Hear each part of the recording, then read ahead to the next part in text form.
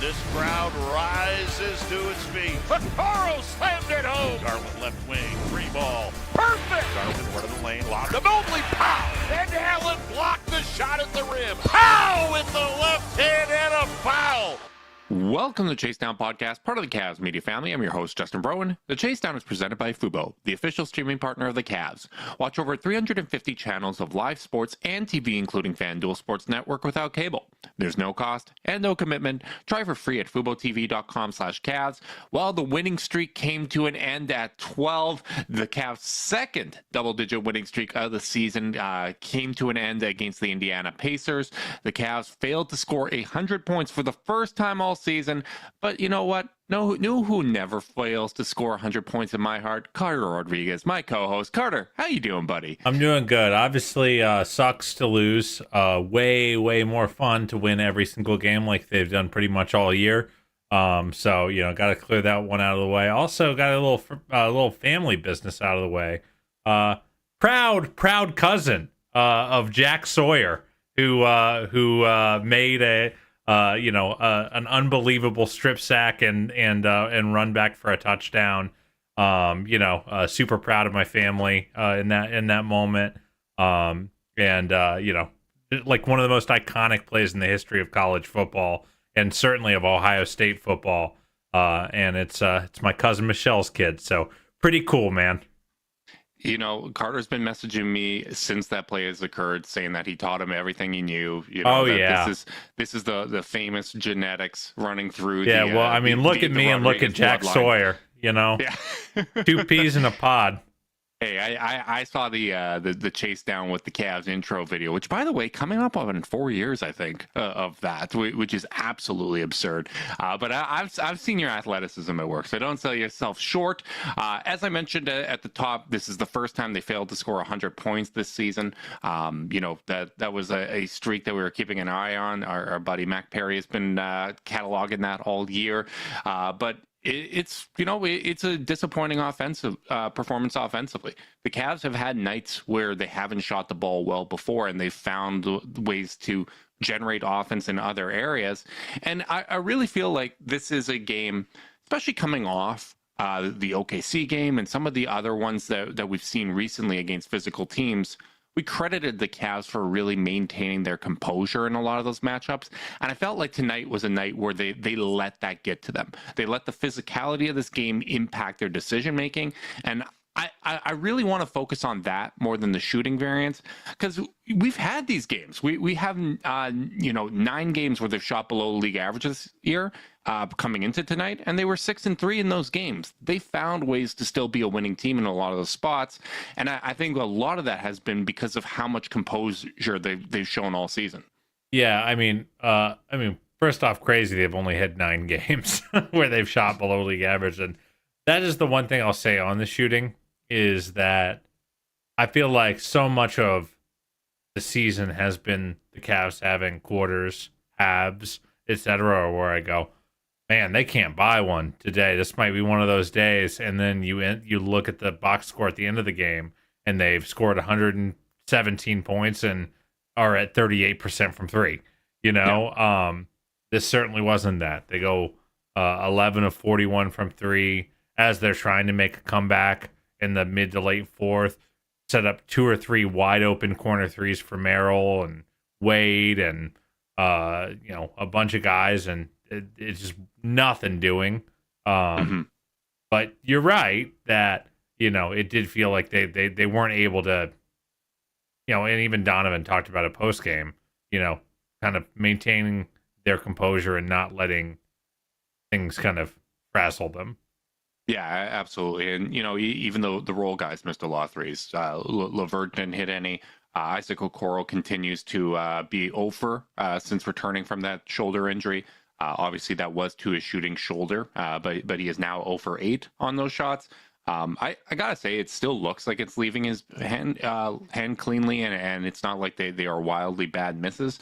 But definitely something to keep an eye on as we see him kind of work his way back into the lineup. But it's funny. I know I privately messaged you. I think it was either today or yesterday, where I was saying I got a bad feeling about one of these Pacers games. I feel like every season comes with some stinker against the Indiana Pacers. I just thought it was going to be the road one. But I thought it was interesting in Donovan's post-game comments where he said, maybe this is a bit of a good thing heading into this 3-game road trip where, it gets us to refocus, because I do think that the focus has lacked at times. And that's one of the tricky things when you are in the midst of a winning streak is you can you're playing the streak as much as you are playing the team against you. And every team's going to be giving you their best shot. But I felt like tonight was one of the first nights where the shots weren't falling. And it was almost like their approach was, these are going to drop at some point. We don't have to change up a whole lot. We're not going to adapt our approach to account for that.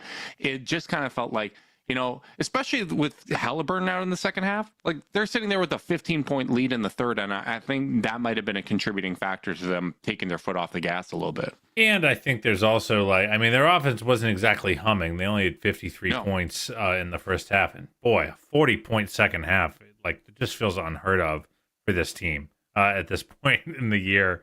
But that's what they posted. But with that said, the one thing that happens for Indy when Halliburton goes out at the half is all the minutes now go to Andrew Nembhard, to TJ McConnell, to these Bulldogs at the point of attack that are, not there's no real safe quarter. With that said, you still should have put up better than 40 points.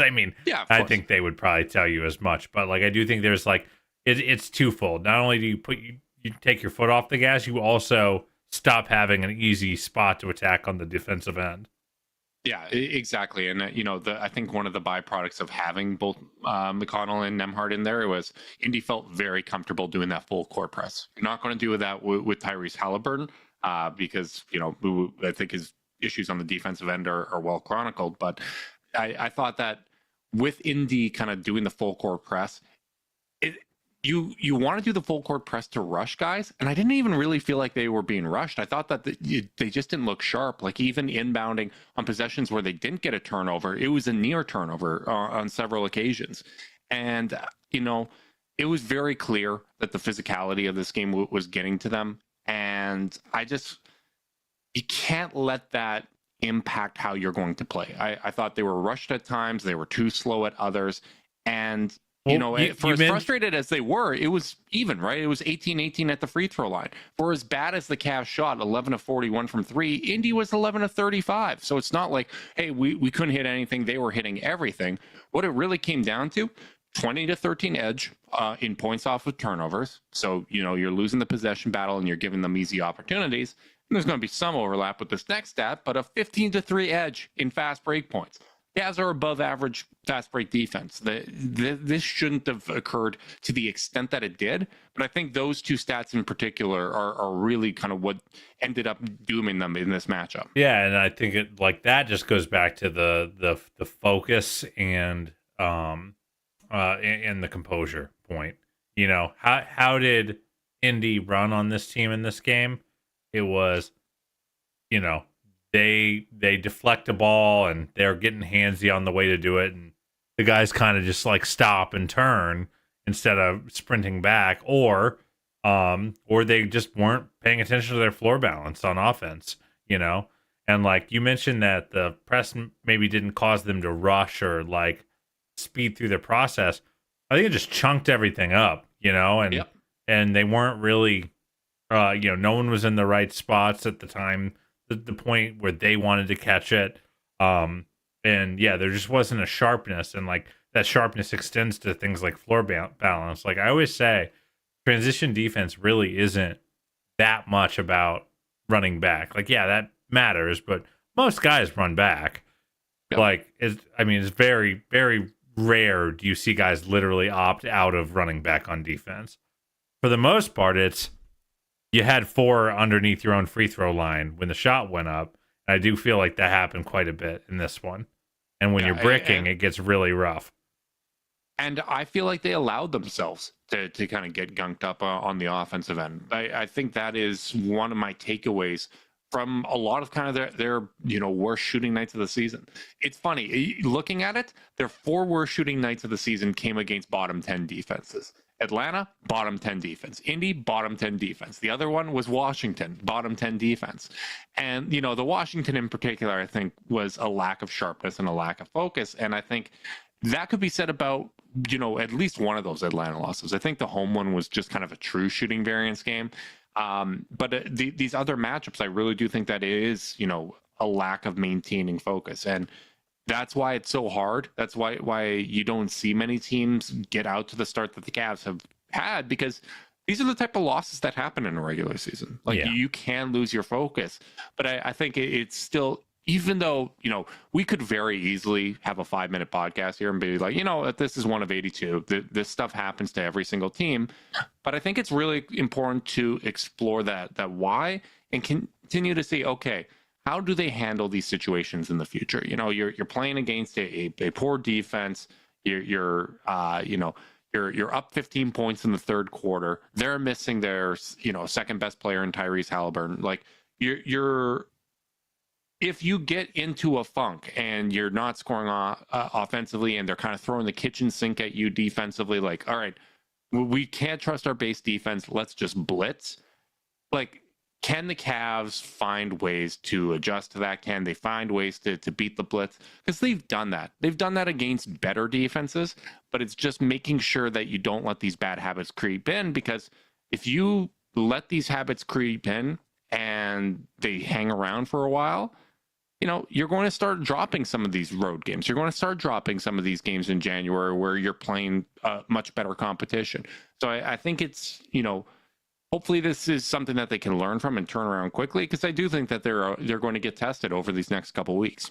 Yeah, and they're just playing really, really high-quality competition. This is probably the toughest stretch of their schedule all season. I think Fedor had the stats like 13 of the next 17 are against teams with winning records or something like that. And yeah, like there has been some slippage in these last 2 games. On Toronto, they have one of their worst defensive games of the year, and Toronto puts up 126 on them, and Darius has to kind of be a hero down the stretch, and they follow it up with one of their worst offensive games of the year, and it's a tough balance, I think, and I'd be interested to be in Kenny Atkinson's shoes, figuring out how to talk to the team, because it's hard to ride them too hard. They're 33-5, but he did have some pretty harsh words for the team after the game. Evan Dammerel tweeted from the presser, quote, "Our standard has to be higher.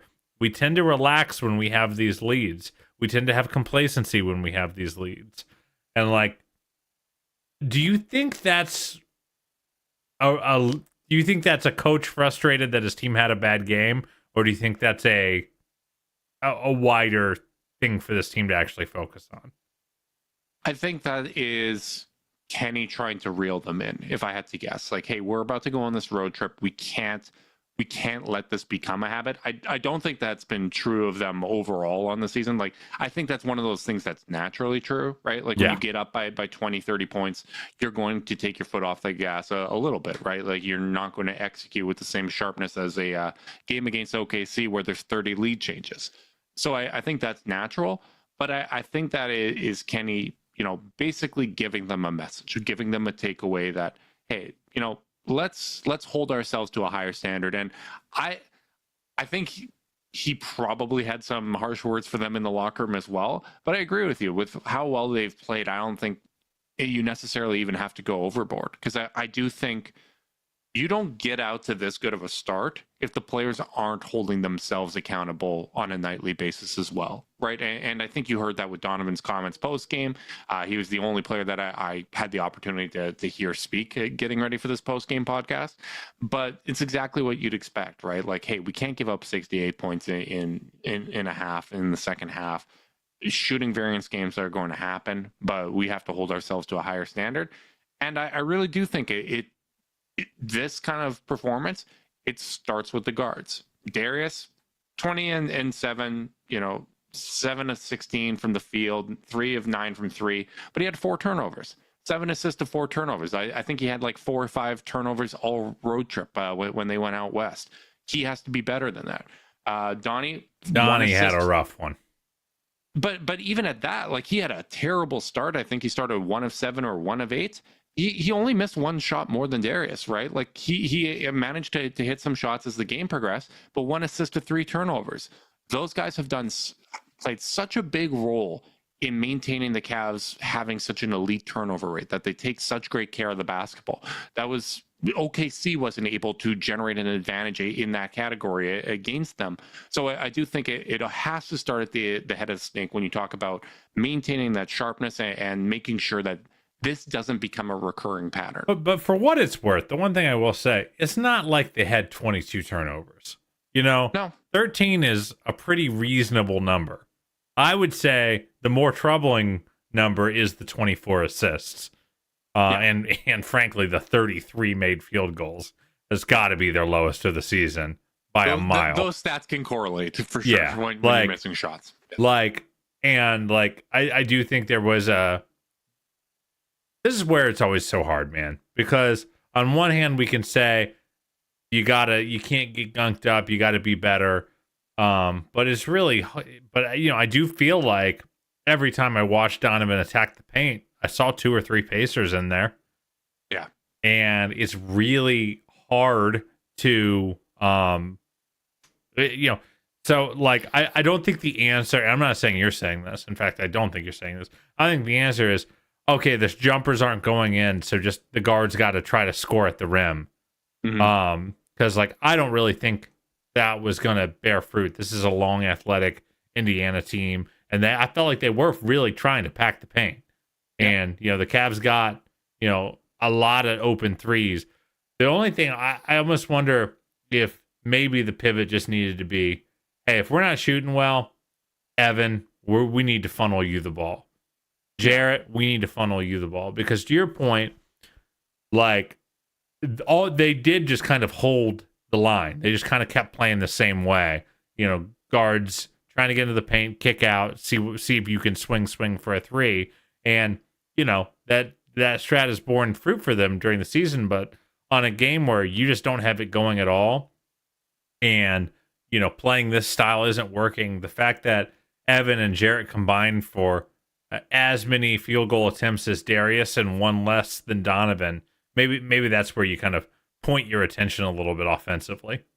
Yeah, and I thought Evan kind of had his way with Siakam in the first half. Like, he was giving him a lot of trouble, and you look at the second half, only 2 shots. Like, that can't happen. I feel that has kind of been the bread and butter of when things aren't working offensively, let's go to our bigs. And to your point, I thought it was a really interesting strategy for Indiana, right? To press full court, and then if it does get to the half court, if we're not able to generate a turnover, 1, we've taken more time off the shot clock, so they're able to initiate less stuff offensively, and then 2, packing the paint, as you said. And I'm very curious to see, not that I don't think everyone's going to be taking game tape from the Atlanta Hawks and Indiana Pacers to figure out how to defend the Cavs.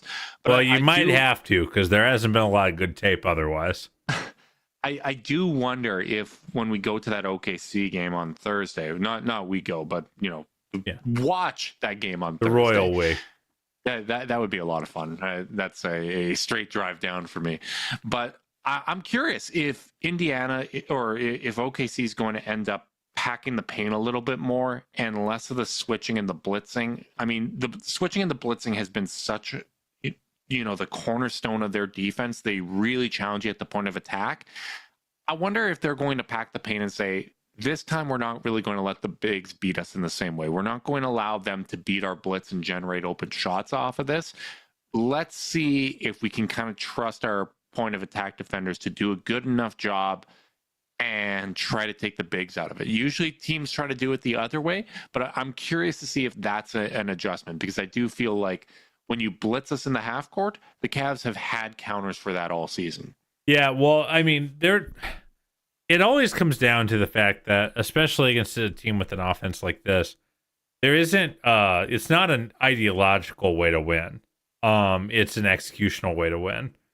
Because this Cavs team has killed drop coverage and pack the paint coverage all year.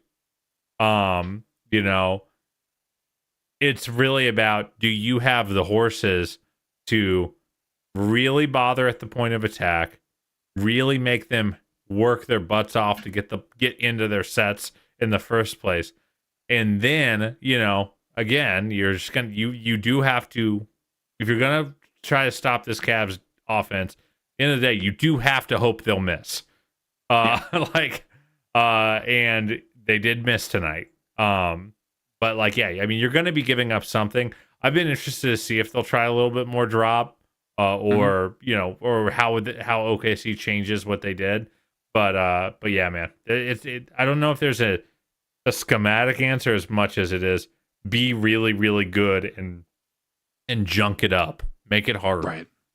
Yeah, and across the board, none of the lineups were really working tonight. The starters only outscored Indy by 1 point. The rotations got a little bit weird because Allen took that elbow to the chiclets, and I don't know. I didn't see any reporting on it, but I assume that's why he didn't check in the second quarter until much, much later, and we had some wait at the 5 minutes. But it was just kind of one of those funky, weird nights. But yeah, I'm curious to see if there are those type of adjustments from OKC. I think this is going to be a really, really interesting test, and I think they're going to get tested again on Tuesday against Indiana. That's usually a spot where they've had some troubles in the past. It'll be interesting to see if Halliburton plays in that one in particular, but I just want to see how the Cavs respond to this, because I feel like they've done such a great job responding all season. It's just usually those responses come within the game, right? We love the adjustments that they've made between quarter to quarter, half to half, and it really felt like they had gained control of this game going into halftime. And the third quarter started out pretty well, and then it was a reverse Cavalanche. It was a Cantalanche. They just could not get anything to go, and I think it was like 6 or 7 minutes where they hadn't scored a bucket. Yeah, 40 points and a half is just crazy for this team.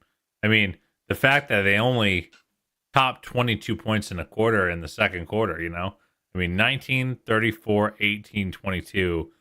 And, maybe there is a bit of, this was probably the first, I believe this is the first game all year where they played what I will expect to be their top 10 in the rotation. Obviously, Ty Jerome out with an illness, but, and by the way, this is so a Ty Jerome game.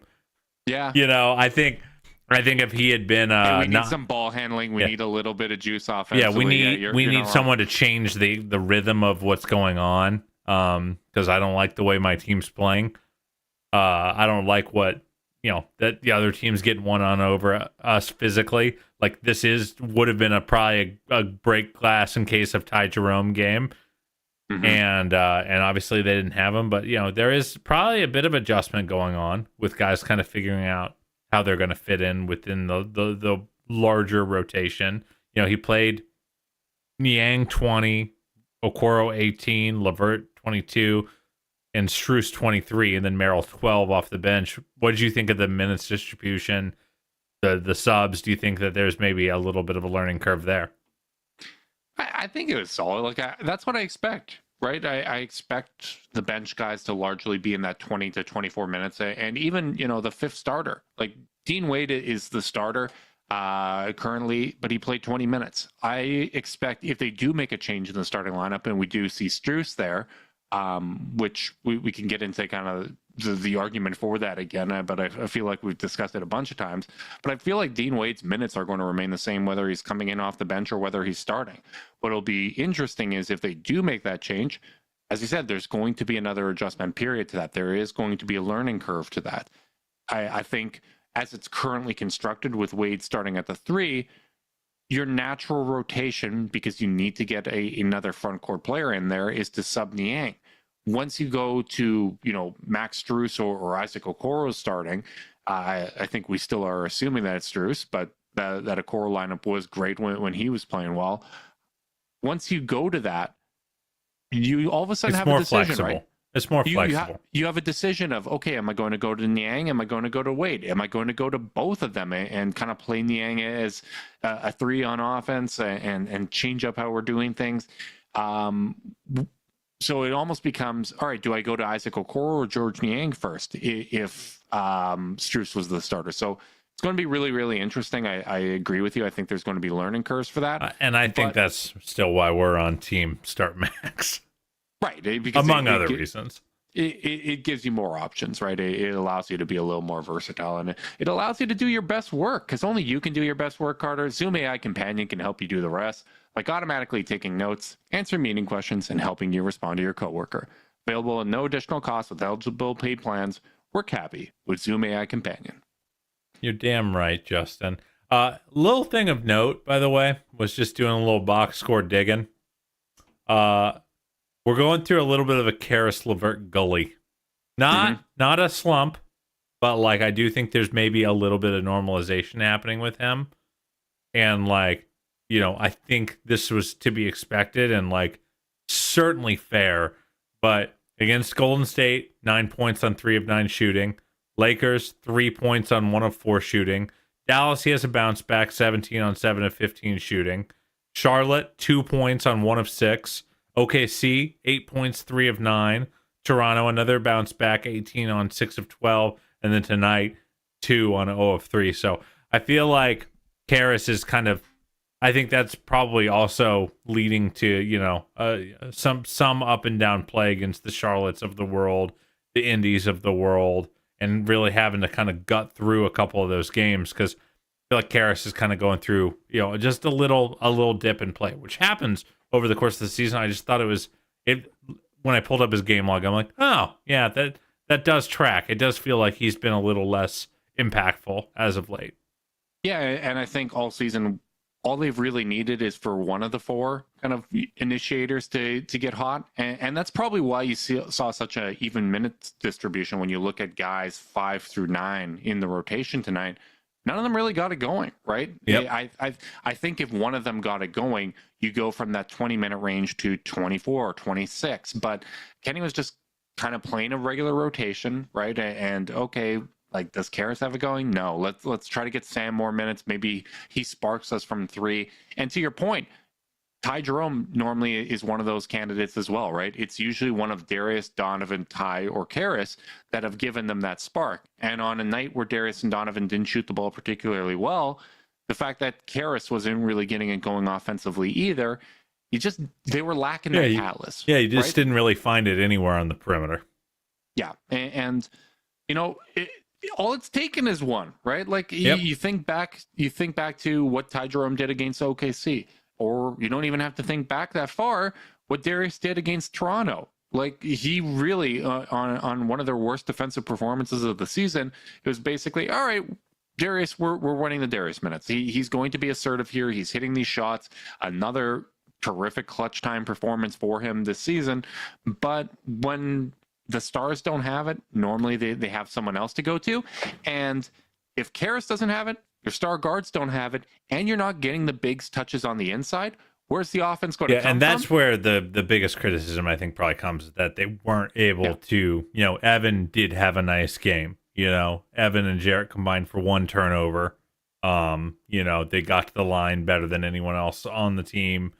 The touches were flowing pretty well. They were able to, you know, Evan really had his way with Siakam on both ends of the floor for much of this game.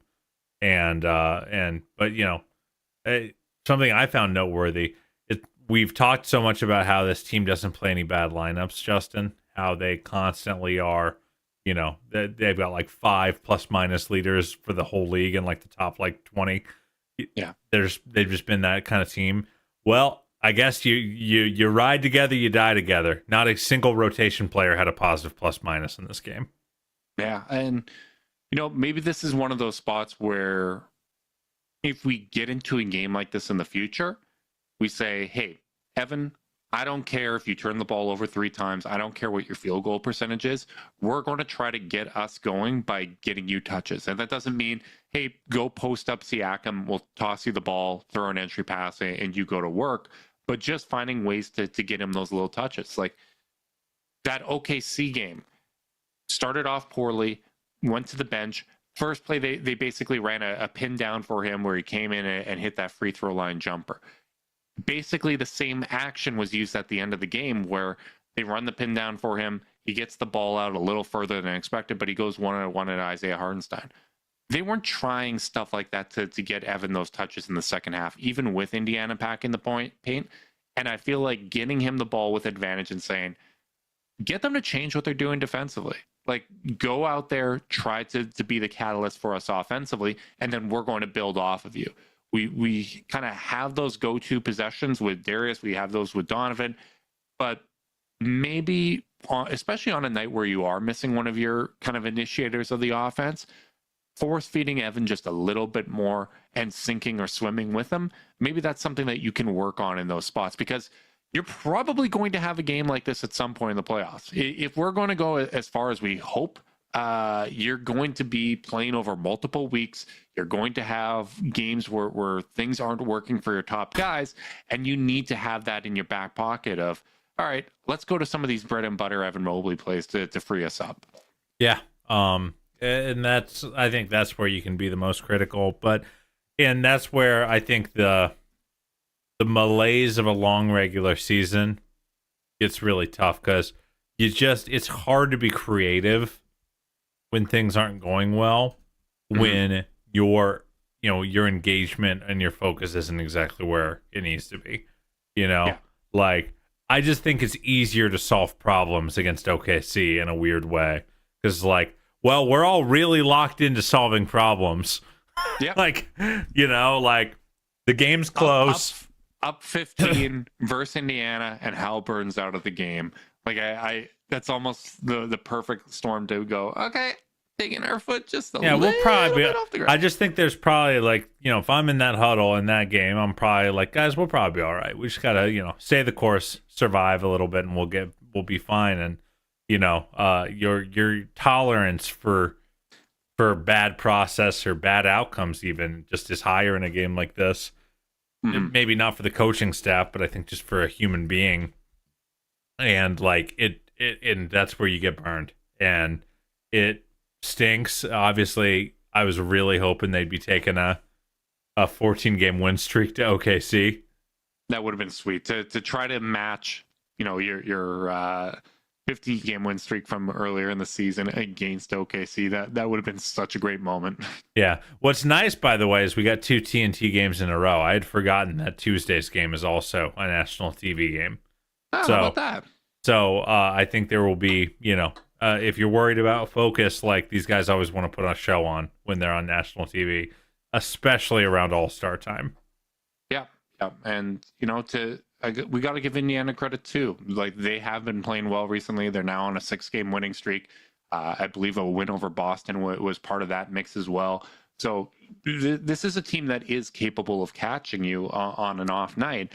And there's not a lot of teams that aren't, right? I think with the parity of today's NBA, especially when you look forward to kind of the stretch they're on where they are playing winning teams, yeah, the Cavs probably should win the majority of these games. I would expect them to win the majority of these games, but the majority of these games are also ones that if you're not putting your best foot forward, if you have a B- night, these teams are all capable of outplaying you on any given game, and they're all going to be giving you their best punch, right? That's the other part of why winning at this high of a clip is so difficult, is because the Cavs have had every team's best punch for the entirety of this season.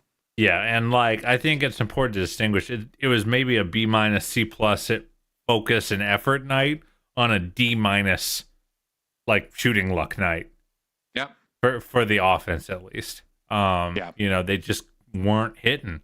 And when you're not hitting and you're not sharp, it's just something's got to give, or you're going to score 93 points in regulation, which is exactly what happened. Totally agree. One thing that I'm keeping an eye on, shifting from, I think we've dissected this corpse, as you like to say, pretty thoroughly here. One thing I'm keeping an eye on, though, recently is Jared Allen on the offensive glass. He's been a strong rebounder since he's came to Cleveland, always among the highest percentile rebounders.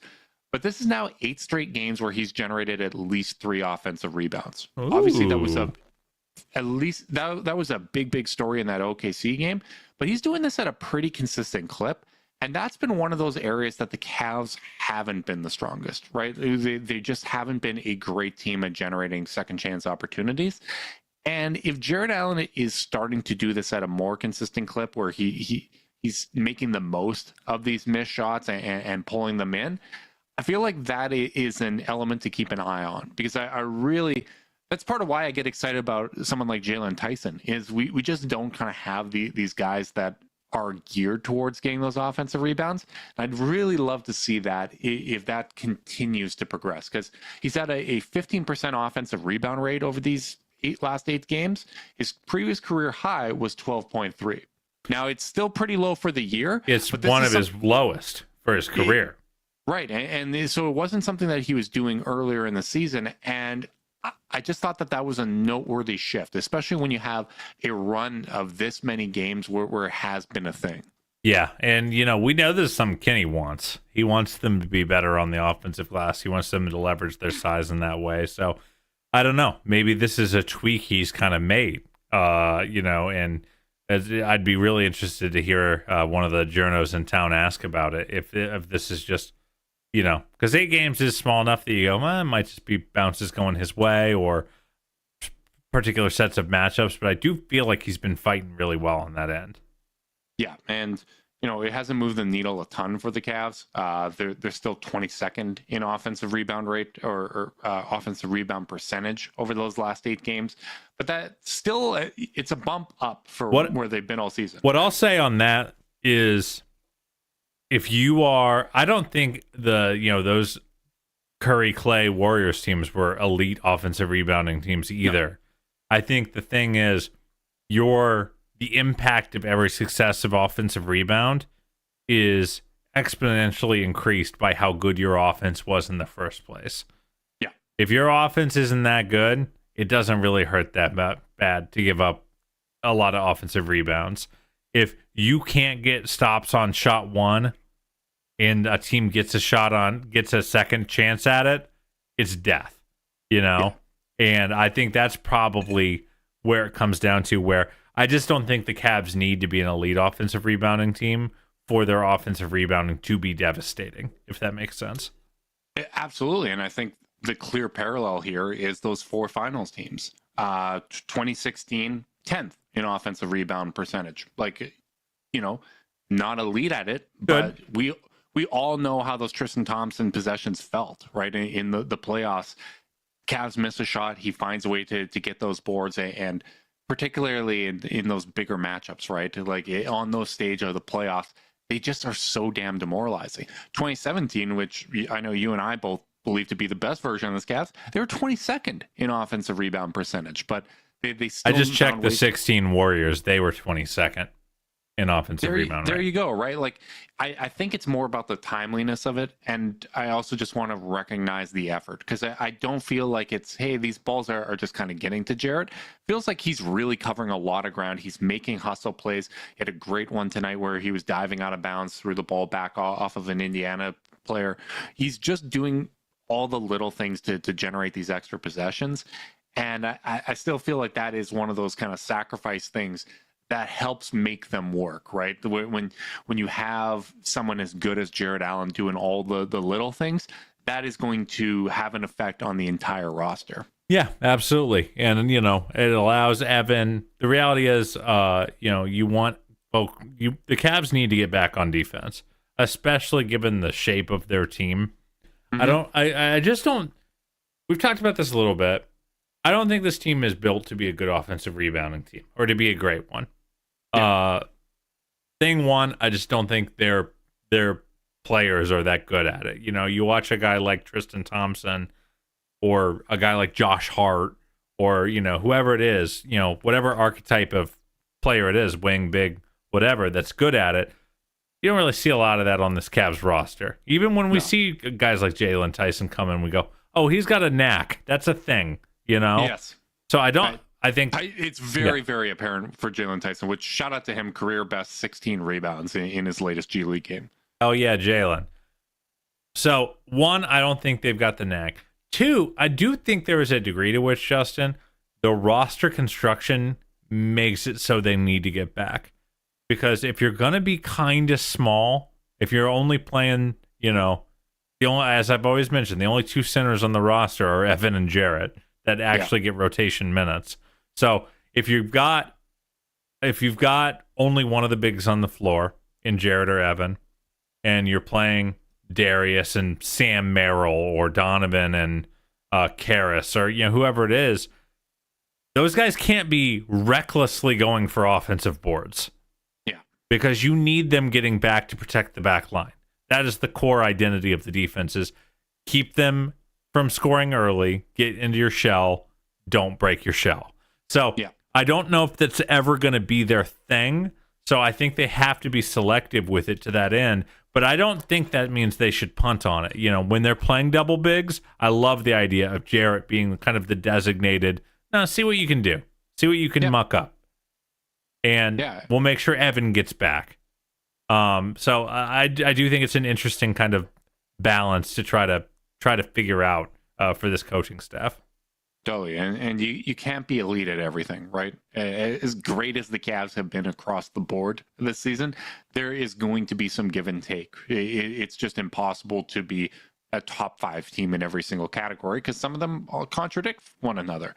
And to your point about only really having the two bigs, I think that's once again one of those arguments for Dean Wade coming in off the bench, because if you do have a situation where Jared Allen gets elbowed in the face and whether he's going to the bathroom or getting attention for that wasn't available and Wade has to play the 5, it's a whole lot easier to do that if he's coming in off the bench. I think it just makes more sense from a rotational standpoint, and also just from a statistical standpoint. Looking at the cleaning the glass stats, I think all of these are going to come down a little bit.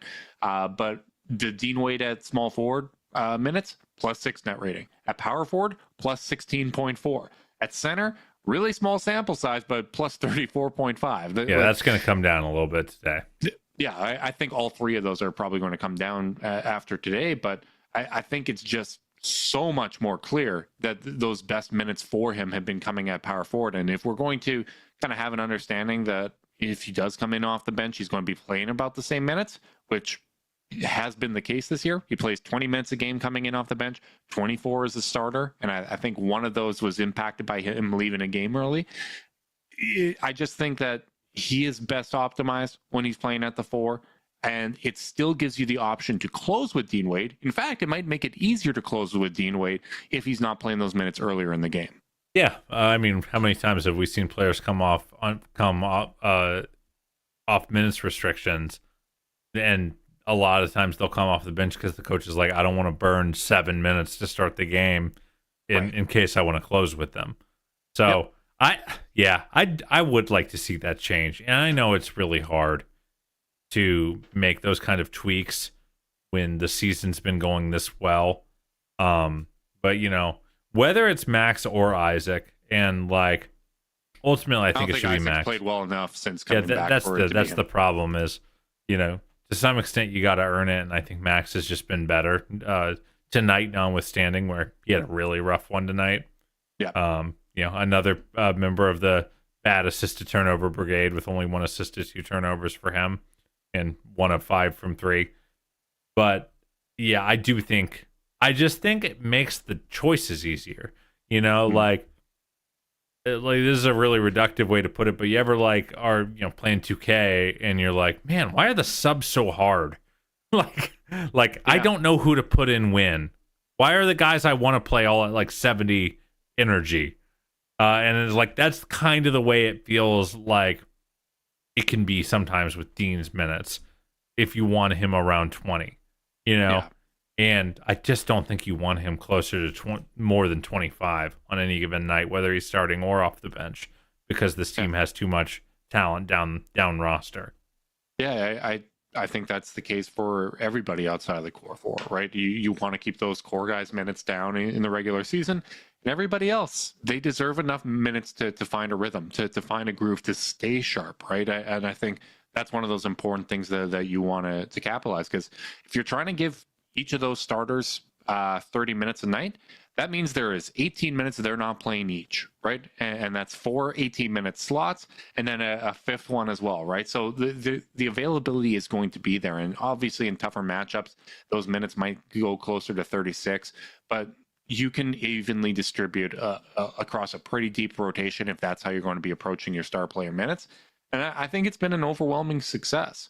I joked about it on the last podcast, but part of the reason why you have redundancies when it comes to your star players is so that when Darius has an off night, Donovan's able to step up. When Jared has an off night, Evan's able to step up. And the other part of it too is not just when things aren't working well for somebody in the lineup. The reality is most teams, or I shouldn't say most teams, but the best teams probably have someone that they can throw at Donovan, and they have someone that they can throw at one of Evan and Jared. Most teams, or I don't think any team really, has 4 guys they can throw at every single one of the core players. So the Cavs have to, whether it's OKC when they get healthy might be the only one. I mean, until Shea actually starts taking the Darius assignment, I don't know if that's going to be true. But you know what the Cavs have to do is understand that on the other end, right? When things aren't working, we need to find which of our guys is going to be the catalyst on any given night, because all 4 of these guys are playing at an all-star level and are capable of stepping up in that way. Yeah, that's fair. It's it is tough to make these kind of choices, though. I gotta keep reiterating, like, we are tinkering and trying to find the right angle. I do think there's been a little slippage these last couple games. Yep. And it makes it a little easier to want to make these adjustments. Like, it's just like we're not having the starting conversation after a win, or rarely are, you know? Yeah. And I was planning on having it either way because of the graphic today. Well, yeah. But you know, I do think that it's something to look at, but I think the most interesting thing is just how they're going to navigate this, right? Are we going to let 1 or 2 losses snowball in any significant way? How do we navigate that 82 game schedule? That is, to me, the most interesting thing. I think just like there's lessons to take away from every win, there's lessons to take away from every loss. Doesn't necessarily mean, you know, that Atlanta and Indiana have figured out the Cavs offense. Just like winning against OKC doesn't mean, hey, if you met them in June, it's going to work out for you. You're going to win this series, right? It's just how the wins and losses occur and how they build upon both those wins and losses and make adjustments from that. I think that's going to be the real key. A famous man once said, "Wins and lessons," Justin. Absolutely. Wins and lessons, baby. Hopefully the next time we're podcasting, it's after a win, because we're going live Thursday after the OKC game. A little bit of a scheduling change up for us because, hey, if the NBA is going to flex OKC in, we should do the same and do a later in the week podcast. So fingers crossed for that. It'll be interesting to see how we bounce back versus Indiana. 3-game road trip starting now. Big thanks to everyone that tuned in live on YouTube. Make sure you guys are liking, subscribing, clicking that notification bell so you know when we're going live. If you're listening via podcast and you want to support us, leave us a rating, leave a review, subscribe, unsubscribe, resubscribe, and help cook those books. If you want to be part of Chase Down's exclusive Discord chat, send me a screenshot of that review to chasedownpod@gmail.com. However you choose to support us, we really do appreciate it. Make sure you guys are staying safe out there. Until next time, go Cavs.